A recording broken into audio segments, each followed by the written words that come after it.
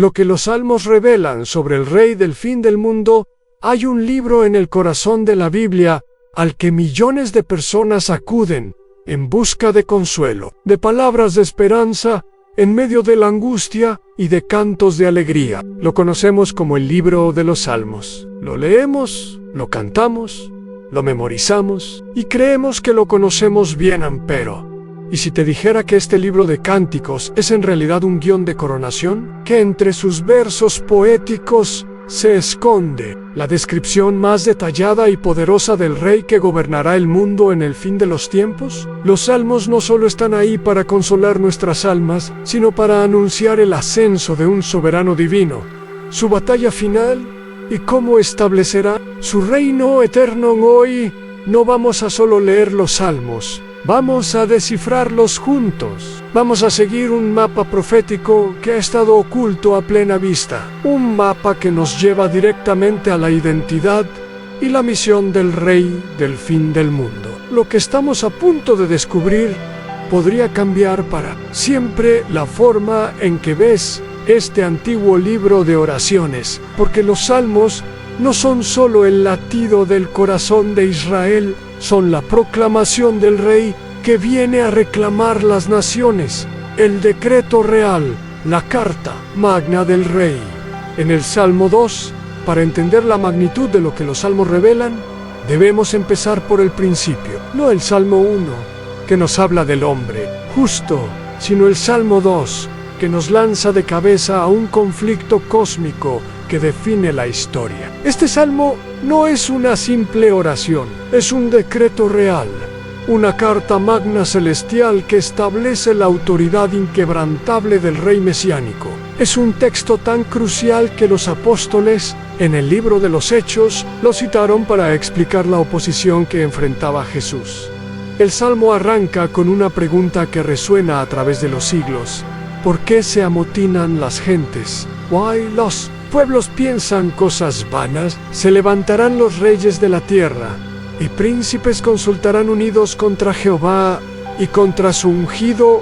Amparemos aquí un momento. David, inspirado por Dios, no está viendo una simple pelea local, está describiendo una rebelión a escala global.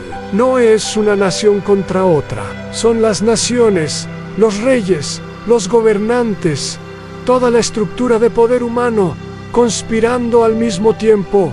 ¿Y contra quién? El texto es claro: contra Jehová y contra su ungido. La palabra hebrea para ungido es Mashiach, de donde viene nuestra palabra Mesías, An. Desde el inicio se nos presenta el conflicto central de la historia en la humanidad, en su orgullo, tratando de quitarse de encima la autoridad de su creador y de su rey elegido. El grito de guerra de los rebeldes es: rompamos sus ligaduras y echemos de nosotros sus cuerdas. No hablan de las cadenas de un tirano, sino de las ligaduras del orden divino. Es el eterno deseo humano de ser su propio Dios, de definir su propia realidad. Esta escena, escrita hace 3000 años, podría ser un titular de hoy. Es la descripción perfecta de un mundo que busca liberarse de cualquier noción de verdad o soberanía divina. Pero, ¿cuál es la reacción en el cielo? ¿Hay pánico en la sala del trono? La respuesta es una de las imágenes más desconcertantes de toda la Escritura. El versículo 4 nos dice: el que mora en los cielos se reirá, el Señor se burlará de ellos. Imagínate eso, toda la fuerza militar, política y cultural de la tierra, unida contra Dios, y la respuesta divina es: la risa no es una risa de humor, sino de absoluta soberanía. Es la risa de quien ya sabe el final, de quien ve lo inútil que es el plan de los rebeldes. Es la risa de un poder tan inmenso que la mayor oposición de la humanidad es, para él, un absurdo. Después de la risa viene la palabra, y es una palabra de juicio. El versículo 5 continúa: luego hablará a ellos en su furor y los turbará con su ira. Y en medio de esa ira, Dios hace una declaración que sella el destino de la historia, es la pieza central de este decreto. Pero yo he puesto mi rey sobre Sión, mi santo monte, mientras los reyes de la tierra conspiran. Dios declara que su decisión ya está tomada, ya ha instalado a su propio rey, y la rebelión está condenada al fracaso no porque Dios vaya a reaccionar, sino porque ya ha actuado ahora. La perspectiva del Salmo cambia y escuchamos la voz del propio Rey, el Mesías, y lo que dice es el corazón de la profecía. Versículo 7. Hoy yo publicaré el decreto. Jehová me ha dicho, mi hijo eres ti, yo te engendré Oyán. Esta frase es monumental. En el antiguo cercano Oriente, la expresión mi hijo eres tú era una fórmula de coronación, pero aquí el significado es infinitamente más profundo. El Nuevo Testamento interpreta esto no como el nacimiento de Jesús, sino como su resurrección y exaltación. La resurrección fue la coronación celestial del Hijo, declarándolo rey con poder sobre la muerte misma, y con la realeza viene una herencia. La promesa que el Padre le hace al Hijo es asombrosa. Pídeme, y te daré por herencia las naciones, y como posesión tuya los confines de la tierra. El reino de este rey no se limita a Israel. Su dominio es universal, pero su gobierno no será meramente simbólico. El versículo 9 describe su autoridad con una imagen poderosa. Los quebrantarás con vara de hierro, como vasija de alfarero los desmenuzarás. La vara de hierro es un símbolo de autoridad absoluta. Para quienes se someten, es una vara de pastor que protege, pero para quienes persisten en rebelión, es un cetro de juicio que hace pedazos toda oposición. El Salmo termina con un cambio de tono. Después del decreto y la advertencia, viene un llamado a la sabiduría, una última oferta de gracia dirigida a los rebeldes. Ahora pues, oh reyes, sed prudentes, admitid amonestación. Jueces de la tierra Ansé les dan dos mandatos y una promesa. Primero, servid a Jehová con temor y alegraos con temblor. Es el llamado a reconocer su poder, temor, y al mismo tiempo encontrar gozo en someterse a un rey tan bueno y justo. Alegri an segundo, el clímax an honrad al Hijo, para que no se enoje y perezcáis en el camino. En el hebreo original, honrad al Hijo puede traducirse como besad al Hijo. En esa cultura, besar los pies de un rey era el máximo acto de sumisión y lealtad. Es la invitación final a dejar la rebelión y jurarle lealtad al rey. Y el Salmo termina con una nota de increíble esperanza. Bienaventurados todos los que en Él confían. Para quienes besan al Hijo, para quienes se refugian en Él, no hay ira, solo bendición y seguridad. El Salmo 2 es el acta de nacimiento del reino mesiánico, pero sí, este es el decreto de su gloria. Los salmos también revelan el doloroso camino que debe recorrer para llegar a ese trono. El camino al trono, el sacrificio del rey en el Salmo 22. Si el Salmo 2 es la proclamación de la coronación del rey, el Salmo 22 es la descripción de la prueba que debe soportar para reclamar esa corona. El cambio es discordante. Pasamos de la risa de Dios en el cielo a un grito de abandono desde la tierra. Y en este grito encontramos una verdad central. El rey destinado a gobernar con vara de hierro debe primero ser quebrantado. En el Salmo 22 es citado en el Nuevo Testamento más que ningún otro salmo. Y por una buena razón, los evangelios lo usan como una guía para entender la crucifixión. 1000 años antes de que ocurriera, David describió el sufrimiento del Mesías con una precisión tan escalofriante que parece el relato de un testigo. Comienza con las palabras que Jesús mismo pronunciaría en la cruz. Dios mío, ¿por qué me has desamparado? Este es el clamor del hijo del Salmo 2, experimentando la separación de su padre mientras carga con el pecado del mundo a medida que avanzamos. Los detalles se vuelven dolorosamente específicos. Los versículos 7 y 8 dicen: a todos los que me ven, se burlan de mí, estiran la boca, menean la cabeza, diciendo: se encomendó a Jehová, líbrele, sálvele, puesto que en él se complacía. Esto es exactamente lo que los evangelios registran que ocurrió al pie de la cruz. Los líderes religiosos se burlaban de Jesús usando una lógica casi idéntica. Luego, la profecía se adentra en la agonía física, y aquí es donde se vuelve innegable. David, que murió de causas naturales, escribe en el versículo 14 y 15: he sido derramado como aguas, y todos mis huesos se descoyuntaron. Mi lengua se pegó a mi paladar. Esta es una descripción fisiológica de la muerte por crucifixión. La dislocación de las articulaciones y la deshidratación extrema. Pero el versículo más asombroso es el 16: porque perros me han rodeado. Me ha cercado cuadrilla de malignos. Horadaron mis manos y mis pies. Piénsalo, la crucifixión era un método de ejecución romano, no judío. No existía en la época de David.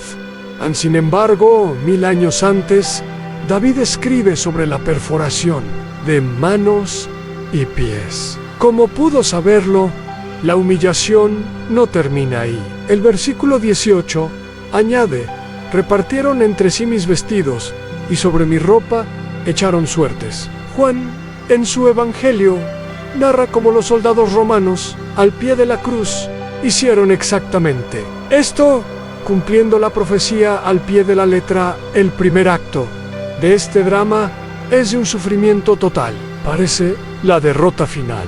Pero justo en el punto de la muerte aparente, en el versículo 21, el tono del Salmo cambia radicalmente. Es uno de los giros más dramáticos de toda la literatura. Después de clamar por salvación, el salmista declara, con triunfo, me, has respondido, Ané. A partir de este punto, el Salmo explota en victoria. La segunda mitad del Salmo 22 es tan triunfante como la primera fue angustiosa, y nos revela el propósito del sufrimiento del rey Yang. No fue un sufrimiento, fue el precio de la redención. El rey resucitado, por así decirlo, ahora habla en el versículo 22. Anunciaré tu nombre a mis hermanos. En medio de la congregación te alabaré, y el efecto de su sacrificio es universal. Versículo 27. Se acordarán y se volverán a Jehová todos los confines de la tierra, y todas las familias de las naciones adorarán delante de ti. Su muerte y vindicación son el catalizador para que el mundo entero se vuelva a Dios honesto. Conecta directamente con la herencia prometida en el Salmo 2. Allí se le prometieron las naciones. Aquí vemos cómo las reclama, no por conquista, sino a través del poder de su sacrificio. El Salmo concluye, mirando al futuro, a un pueblo no nacido aún, al que se le contará lo que él hizo. Es la proclamación de una obra consumada así. El Salmo 22 responde a la pregunta de cómo el rey del Salmo 2 asciende a su trono. No es a pesar de su sufrimiento, sino a causa de él. La cruz no fue un desvío trágico, fue el camino designado hacia la corona. La humillación fue el preludio de la gloria en el rey sacerdote. El misterio divino del Salmo 110. Hemos visto el decreto de la realeza y el costo del rescate. Pero ahora llegamos a un salmo que el Nuevo Testamento cita más que ningún otro. La clave teológica para entender la verdadera identidad del rey Yang. Este es el Salmo 110. No comienza con la rebelión del hombre, ni con el clamor del sufriente. Comienza con una conversación dentro de la misma deidad. David, hablando por el Espíritu Santo, escribe en Jehová, dijo a mi Señor: siéntate a mi diestra, hasta que ponga a tus enemigos por estrado de tus pies. Analicemos esto. David, el rey más grande de Israel, está escuchando una conversación. El que habla es Jehová, y HWH, el Dios de Israel. Pero, ¿a quién le está hablando? David lo llama mi Señor o Adoni. David, el monarca, reconoce a alguien que es su superior. Aquí radica el enigma que Jesús planteó a los fariseos. Les preguntó de quién era hijo el Mesías. David. Entonces Jesús les preguntó por qué David, su antepasado, lo llamaba Señor. El misterio implica que el Mesías tiene una naturaleza que trasciende su linaje humano. Es a la vez hijo de David e hijo de Dios, humano y divino. ¿Y cuál es la invitación de Jehová a este Señor? Siéntate a mi diestra. Esta es la posición de máximo honor, poder y autoridad delegada. Es una posición de corregencia. El Padre invita al Hijo a compartir su trono. El Rey sufriente es ahora el Rey exaltado. Pero el Salmo 110 abre una dimensión completamente nueva. En el versículo 4 juró Jehová, y no se arrepentirán.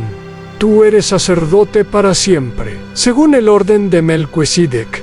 Esto es revolucionario. En Israel, los roles de rey y sacerdote estaban estrictamente separados. Un rey no podía ser sacerdote, pero aquí Dios declara que el rey mesiánico será también sacerdote. Unirá en su persona los dos oficios más importantes, y no es un sacerdote como los de Israel, sino según el orden de Melquisedec. Melquisedec fue una figura misteriosa en Génesis, rey de Salem. Sacerdote del Dios Altísimo. Apareció, bendijo a Abraham y desapareció. No tiene genealogía registrada, ni principio ni fin de días. Por eso es el modelo perfecto para el sacerdocio del Mesías, un sacerdocio real, universal y eterno. ¿Qué significa esto? Significa que nuestro rey no solo es un gobernante que ejerce poder, sino también un intercesor que ofrece misericordia. Como rey, tiene la autoridad para juzgar. Como sacerdote, la capacidad de perdonar. Su trono no es solo de poder, sino un trono de la gracia. Después de establecer su identidad, el Salmo vuelve a la batalla final. Los versículos 5 y 6 son una visión aterradora de la justicia final. El Señor está a tu diestra. Quebra a los reyes en el día de su ira. Juzgará entre las naciones. Las llenará de cadáveres. Esta es la ejecución de la sentencia del Salmo 2. Es el día de su ira, cuando la vara de hierro cae sobre la vasija de alfarero. En el Salmo 110 completa. El Salmo 2 nos da su título de Rey An. El Salmo 22 nos muestra su camino a través del sufrimiento. Y el Salmo 110 revela su identidad como Rey Sacerdote Divino, el manifiesto del reino, justicia, fidelidad y refugio universal. Ya sabemos quién es el Rey An, pero ¿cómo será su gobierno? Los salmos nos pintan un cuadro vívido de su administración. En salmos como el 72, 89 y 91. Comencemos con el Salmo 72, una oración por el Rey ideal, que solo el Mesías puede cumplir. Lo primero que salta a la vista es que su reino se basa en la justicia perfecta, y esta justicia se enfoca en los afligidos, los menesterosos, el pobre. El versículo 4 es claro: juzgará a los afligidos del pueblo, salvará a los hijos del menesteroso y aplastará al opresor. En su reino la balanza se inclina a favor de los vulnerables. Nadie es invisible. La segunda característica es una paz y prosperidad duraderas, que son resultado de la justicia. Su gobierno es como una lluvia refrescante, que trae vida y crecimiento. Donde él reina, florece la justicia, y el fruto es una abundancia de paz que durará para siempre. Tercero, su reino es innegablemente global. El Salmo 2 se lo prometió y el Salmo 72 lo describe. dominará de mar a mar. Todos los reyes se postrarán delante de él. Todas las naciones le servirán. Por último, el Salmo 89 nos muestra el fundamento de este reino, el pacto que Dios juró a David. Dios prometió: para siempre confirmaré tu descendencia y edificaré tu trono por todas las generaciones. Aunque los reyes humanos fallaron, el pacto de Dios no puede fallar. El trono del Rey del fin del mundo está garantizado por la fidelidad inmutable de Dios. Entonces, ¿cómo se siente vivir en este reino? El Salmo 91 nos da la respuesta: es un refugio de seguridad perfecta. El que habita al abrigo del Altísimo morará bajo la sombra del Omnipotente. El Rey es una fortaleza para su pueblo. La protección es personal, con sus plumas te cubrirá, y debajo de sus alas estarás seguro. Todas las fuerzas del caos son impotentes contra aquellos bajo la protección del Rey. En conclusión, hemos viajado por los Salmos y hemos visto cómo esta colección de cánticos es en realidad un dossier profético sobre el soberano definitivo de la historia. En el Salmo 2 escuchamos el decreto de coronación del Padre. En el Salmo 22 descubrimos el camino hacia el trono, el sacrificio. En el Salmo 110 vimos su identidad como Rey Sacerdot Divino, entronizado a la diestra de Dios. Y finalmente, en salmos como el 72, Y91, exploramos el manifiesto de su reino en un mundo gobernado con justicia, paz y seguridad total. A los salmos nos revelan un rey que es hijo de Dios, siervo sufriente, rey sacerdote y juez justo, es león y es cordero. Su historia está escrita en estas páginas antiguas. La próxima vez que abras el libro de los Salmos, no lo leas de la misma manera. Léelos con esta lente profética. Las huellas del Rey. Escucha el eco de su voz, en el clamor y en la victoria. Y ahora, quiero escucharte a ti. ¿Qué otro salmo crees que apunta a este rey? ¿Hay algún versículo que te haya impactado de una nueva manera después de ver esto? Compártelo en los comentarios. Me encantaría leer lo que descubres. Si este viaje te ha parecido revelador, dale al botón de me gusta para que el mensaje llegue a más personas. Suscríbete y activa las notificaciones para que no te pierdas nuestras futuras exploraciones. Y por último, si conoces a alguien que ama los salmos, pero nunca ha visto este mapa profético, compártele este video. Ayúdame a ver que este libro no solo ofrece consuelo para hoy, sino una certeza gloriosa sobre el Rey que viene y el reino que establecerá.